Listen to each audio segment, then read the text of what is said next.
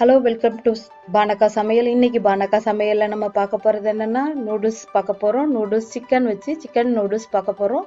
இந்த chicken noodles செய்கிறது எப்படின்னு பார்க்கலாம். வீடியோக்குள்ளே வாங்க. இதுக்காக நான் ஒரு 1/2 கிலோ கறி எடுத்து வச்சுருக்கேன். எலும்பு இல்லாமல் போன்லெஸ் கறி தான் எடுத்து வச்சுருக்கேன். இதில் பார்த்திங்கன்னா நான் பொடிசாக கட் பண்ணி சின்ன சின்னதாக கட் பண்ணி எடுத்துக்கலாம்.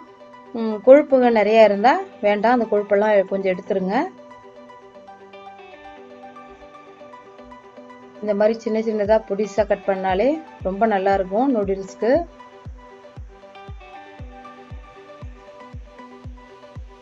இப்போ இதுக்காக நான் ஒரு 1/2 கிலோ நூடுல்ஸ் எடுத்து வச்சுருக்கேன். 1/2 கிலோ கறிக்கு 1/2 கிலோ நூடுல்ஸ் எடுத்து வச்சுருக்கேன். இதை ஒரு 2-3 தண்ணி கறியை நல்லா கழுவிக்கலாம். இப்போ 3 தண்ணி நான் கழுவிட்டுருக்கேன். இப்போ இதில் ஒரு ஸ்பூன் வினிகர் சேர்த்துக்கலாம்.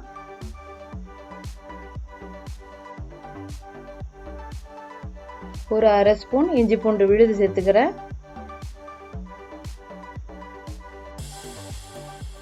இது சோயா சாஸ், இது கடையில் கிடைக்கும். இது ஒரு ஸ்பூன் சேர்த்துக்கலாம்.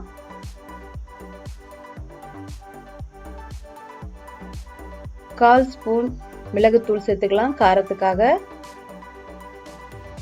ஒரு 1/4 ஸ்பூன் உப்பு சேர்த்துக்கலாம். உப்பு உரைச்சாதான் நல்லாயிருக்கும், கறியில் உப்பு சேரணும், அதுக்காக உப்பும் சேர்த்துக்கலாம். இப்போ இதெல்லாம் ஒன்றா சேர்த்து நல்லா பெரட்டிட்டு இது ஒரு 10 நிமிஷம் ஊறட்டும்ட்டு எடுத்து தனியாக வச்சிடலாம்.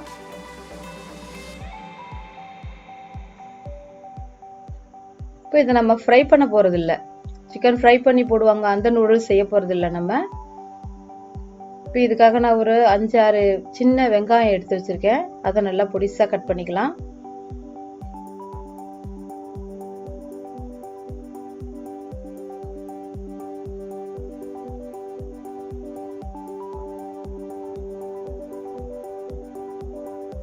இந்த கத்தி தான் எனக்கு ரொம்ப கைக்கு வாட்டமாக வரும், அதனால இந்த கத்தி நான் எடுத்துக்கிறேன். பொடிசாக கட் பண்ணுறதுக்கும் இந்த கத்தி ரொம்ப யூஸ்ஃபுல்லாக இருக்குது. இப்போது ஒரு 1/4 கிலோவுக்கு நான் மொத்தமாக சேர்ந்த மாதிரி காய்கறிங்க வாங்கி வச்சுருக்கேன். பீன்ஸு, கோஸு, கேரட்டும் சேர்த்த மாதிரி 1/4 கிலோவுக்கு சேர்ந்த மாதிரி வாங்கி வச்சுருக்கேன். இப்போ அதில் நம்ம நல்லா பொடிசாக கட் பண்ணிக்கலாம்.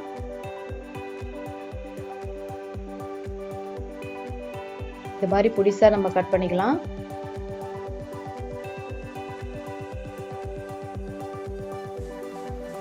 நீங்கள் எந்த காய் வேணும்னாலும் உங்களுக்கு சேர்த்துக்கலாம். எது காய்கறிங்க எதுவும் கணக்கு இல்லை, நம்ம பிள்ளைங்க என்ன விரும்பி சாப்பிட்றாங்களோ அந்த காய்கறிங்களை நம்ம சேர்த்துக்கலாம். இப்போ கேரட்டும் பொடிசாக கட் பண்ணிக்கலாம். இது நீட்டு வாக்குலையும் கட் பண்ணலாம், இந்த மாதிரியும் கட் பண்ணலாம், எப்படி உங்களுக்கு விருப்பமோ அந்த மாதிரி கட் பண்ணிக்கோங்க. கொஞ்சம் பீன்ஸ் எடுத்து வச்சுருக்கேன். இந்த பீன்ஸையும் நான் கொஞ்சம் கிராஸாக கட் பண்ணிக்கிறேன்.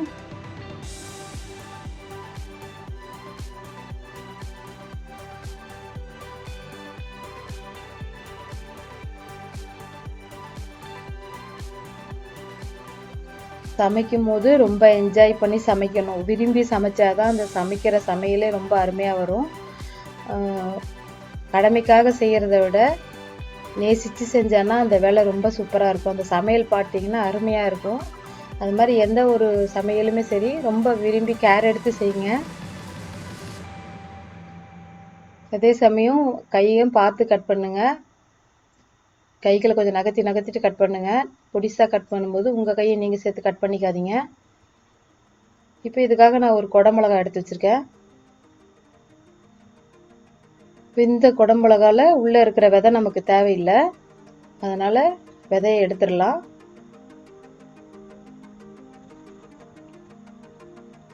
இந்த விதை வயிற்றுக்கு சேராது, இதை போட்டுடலாம்.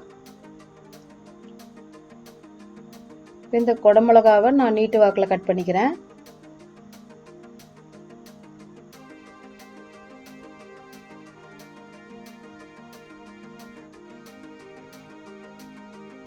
பொடிசாக கட் பண்ணினீங்கன்னா பிள்ளைங்களுக்கு சீக்கிரம் வெந்துடும். பிள்ளைங்க சாப்பிடும் போதும் அது அவங்களுக்கு அந்த டேஸ்ட் ரொம்ப பிடிச்சிருக்கும்.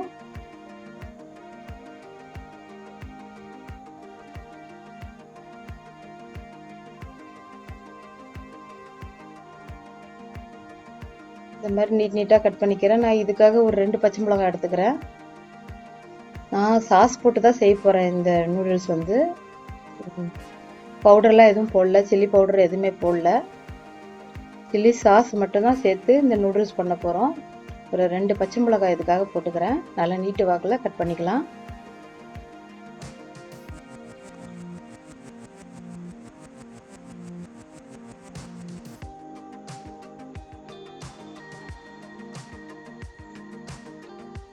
இப்போ இதுக்காக ஒரு 8 பல்லு பூண்டு எடுத்து வச்சிருக்கேன். பொடிசா இந்த பூண்டையும் கட் பண்ணிக்கலாம்.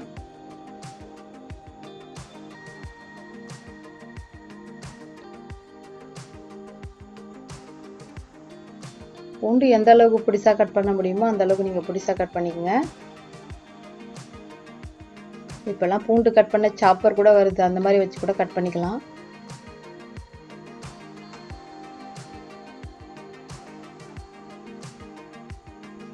பூண்டையை எடுத்து தனியாக வச்சிடலாம். இப்போ காய்கறி எல்லாம் ஆல்மோஸ்ட் நம்ம கட் பண்ணிட்டோம். இப்போது ஒரு லிட்டர் தண்ணி ஊற்றி வச்சுருக்கேன். இந்த 1 லிட்டர் தண்ணியில் கொஞ்சம் உப்பு போட்டுக்கலாம். ஒரு ஸ்பூன் எண்ணெய் ஊற்றிக்கலாம். இப்போ இதில் நான் ஒரு 1/2 கிலோ நூடுல்ஸ் வாங்கி வச்சுருக்கேன். இது நல்லா தண்ணி கொதித்த பிறகு இந்த நூடுல்ஸ் அதில் போட்டுடலாம்.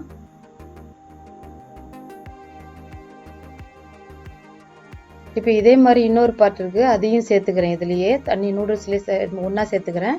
இப்போ எல்லாம் வெந்துருச்சு. ஒரு 2 நிமிஷம் விட்டால் போதும், ரொம்ப நேரம் விடணும்னு அவசியம் இல்லை. பாதி வேக்காடு அதில் இருக்கணும், 3/4 வேக்காடு அதில் இருக்கணும். ஒரு 1/4 வேக்காடு வந்து ஃப்ரை பண்ணும்போது நம்ம பண்ணிக்கலாம்.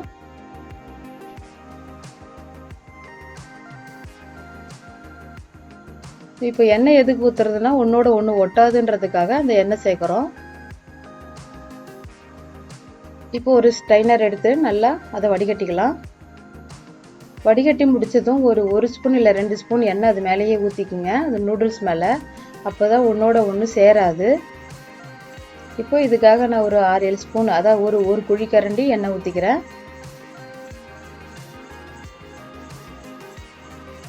இப்போ இதில் நறுக்கி வச்சுருக்க பொடிசா நறுக்கி எடுத்து வச்சுக்கோம்ல, அந்த பூண்டை சேர்த்துக்கலாம்.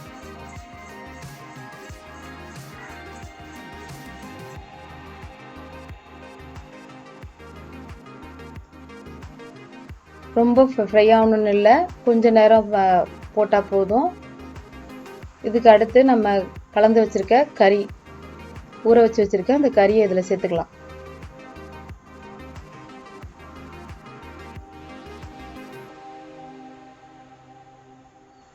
இப்போ நம்ம ஊற வச்சுருக்கோம், இதில் வினிகரு, சோயா சாஸ் எல்லாம் இருக்குது. இப்போ நம்ம இது வதக்கும் போது இதிலேருந்தே தண்ணி தனியாக வரும். நம்ம இது வேக வைக்கிறதுக்காக தண்ணி எதுவும் சேர்க்கறதில்ல. இப்போ இதை நல்லா வதக்கிக்கலாம். இதை மூடி போட்டு கூட நான் வதக்க போகிறதில்ல.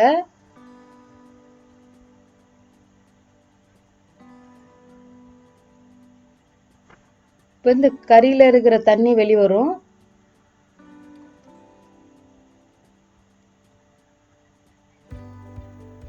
இது பாருங்க, ஒரு 5 நிமிஷம் இதை அப்படியே விடுங்க.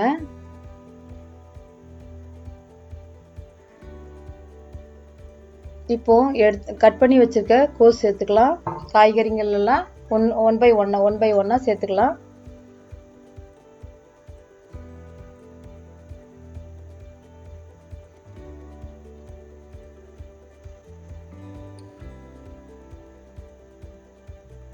இப்போ மீடியம் தீயில தான் இருக்கணும், மீடியம் ஃபயர்ல இருக்கணும். இது ரொம்ப ஸ்லோலையும் வைக்க தேவையில்ல, ஃபாஸ்ட்லையும் வைக்க வேண்டாம்.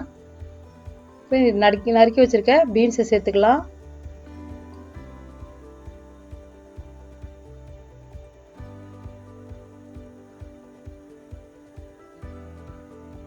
இப்போ குடமிளகா சேர்த்துக்கலாம். ஒன்று பின்னாடி ஒன்றே சேர்த்துக்கலாம். இது எல்லாமே அந்த தண்ணியிலே வெந்துடும். இப்போ எடுத்து வச்சிருக்க கேரட்டையும் போட்டுடலாம். இப்போ எல்லாத்தையும் ஒரு தடவை நல்லா கிளறி விடுங்க. காய்கறிகள்லையும் கொஞ்சம் கொஞ்சம் தண்ணி இருக்கும், அதுவும் இது எல்லாம் சேர்ந்து நம்ம வேற எதுவும் தண்ணி சேர்க்கவே தேவையில்லை. இப்போ 2 பச்சை மிளகாய் கட் பண்ணி வச்சிருக்கோம்ல, அதையும் சேர்த்துக்கலாம். இந்த நூடுல்ஸ் ரொம்ப நல்லா இருக்கும், அருமையா இருக்கும். நீங்களும் வீட்டில் இதை ட்ரை பண்ணி பார்க்கணும். இப்போ வெங்காயம் சேர்த்துக்கிறேன்.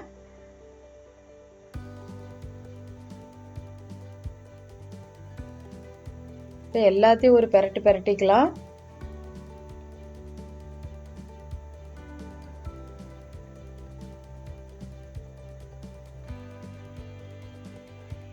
இப்போ நம்ம எடுத்து வச்சுக்கோம்ல, வடிகட்டி எடுத்து வச்சிருக்க அந்த நூடுல்ஸை இதுல சேர்த்துக்கலாம்.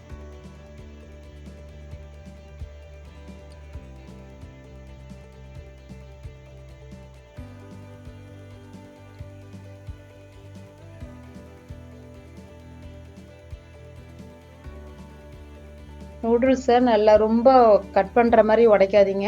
கீழேருந்து அப்படியே பிரியாணி எப்படி நம்ம கலருவோம் அது மாதிரி உடையாத அளவுக்கு நூடுல்ஸை கலருங்க.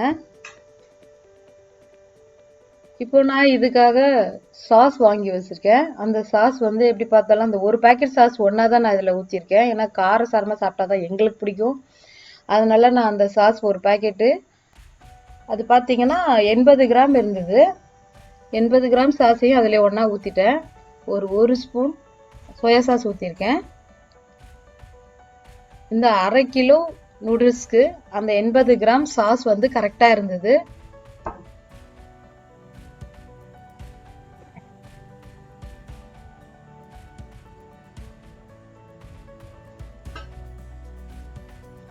இப்போ இதெல்லாம் கீழேருந்து அப்படியே நல்லா நம்ம உதிரியாக வரணும்னா கீழே இருந்து அப்படியே தூக்கி விட்டு கலர்னா வச்சுக்கோங்க. சூப்பராக உதிரியாக வரும். எல்லா மசாலாவும் கரெக்டாக சேரணும் நூடுல்ஸில். இதே மாதிரி நீங்களும் உங்கள் வீட்டில் நூடுல்ஸ் செஞ்சு ட்ரை பண்ணுங்க. நெக்ஸ்ட் வீடியோவில் ஃப்ரை பண்ணி நூடுல்ஸ் எப்படி செய்கிறதுன்றத வீடியோ போடுறேன். இந்த சமையல் உங்களுக்கு பிடிச்சிருந்தா பணக்கா சமையலுக்கு லைக் பண்ணுங்க, ஷேர் பண்ணுங்க, சப்ஸ்கிரைப் பண்ணுங்க. மறக்காம பெல் ஐக்கான் கிளிக் பண்ணுங்க. உங்க ஃப்ரெண்ட்ஸுக்கு இந்த வீடியோங்களை ஷேர் பண்ணுங்க. இது வரைக்கும் நீங்க இந்த வீடியோவை பொறுமையா பார்த்ததுக்காக என்னுடைய நன்றியை தெரிவிச்சுக்கிறேன். அடுத்த வீடியோவில் சந்திக்கலாம். Bye viewers.